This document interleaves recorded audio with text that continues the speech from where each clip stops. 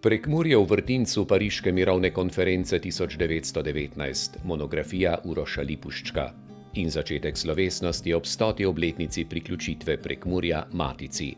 Predvsem o vlogi ZDA in majorja Douglasa Johnsona pri določanju slovenskih oziroma prekmurskih mej. Johnson je pritisnil na delegacijo in na predsednika Wilsona in rekel, vse so izgubili, ne smejo izgubiti še Prekmurje.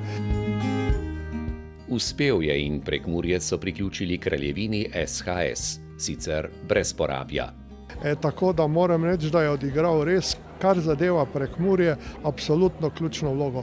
Uvodni esej je prispeval Dušan Šarotar, izdala jo je fundacija dr. Vaneka Šiftarja. Zelo pomembno delo, pravi urednica. Kajti v njem bomo izvedeli za ene stvari, ki do sedaj še niso bile dovolj podrobno pojasnjene. Pridobitev Prekmurja je praktično edina pridobitev, ki smo jo Slovenci doživeli na Pariški mirovni konferenci. Povsod drugod smo le izgubljali. Tako kot Slovenija neodvisna ne bi mogla obstajati brez Primorske, ne more obstajati niti brez Prekmurja.